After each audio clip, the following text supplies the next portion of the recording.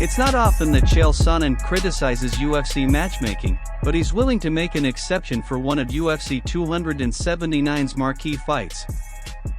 Following the announcement that Tony Ferguson is moving up to the welterweight division on short notice to meet Li Jingliang for the September 10th pay-per-view, the American Gangster stopped by the MMA Hour and made it clear that he isn't a fan of the matchup. "I don't like it," Sonnen said. "You want to talk about Charles Oliveira and you want to talk about what a big star he is. They say that him versus Justin Gaethje was the biggest pay-per-view of the year, not to mention this year had the heavyweight fight between the interim champion and the undisputed champion, and you're still telling me that Oliveira-Gaethje was number one?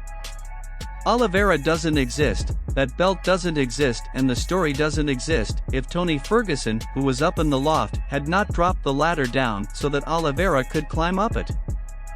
Now we're going to bring Ferguson back. Great story, he's hanging in there, he's traded camps, he's doing things different, and you're giving him, I don't know, of Li Jingliang. I don't know if that's his nickname or that's his name, and I'm not trying to be a dick.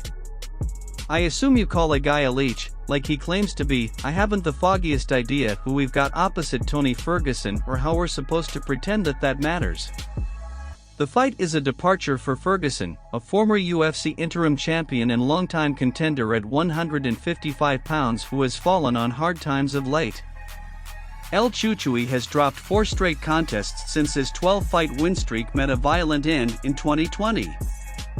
Ferguson has been finished in 2 of those 4 losses, including his most recent effort against Michael Chandler in May, which ended with Chandler scoring one of the most memorable knockouts of the year. Jingliang, on the other hand, has had an up-and-down road at 170 pounds. The 34-year-old has gone 2-2 over his past 4 bouts, losing to Khamzat Chimaev and Neil Magny, but is still known as one of the most dangerous punchers in the division.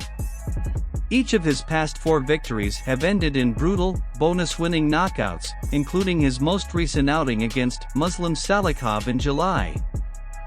But Jingliang has largely been a peripheral figure throughout most of his UFC career, and Sonnen simply doesn't see the logic in giving him a big-name foe like Ferguson. "If the leech wins, what happens?"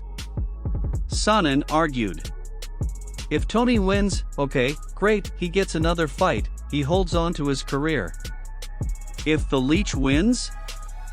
No, I don't love it. I don't love it. I don't think that should have been breaking news. I don't think there should have been a press conference. I don't think it was worthy. That's the kind of fight you'd lay out the card and then you just mention it.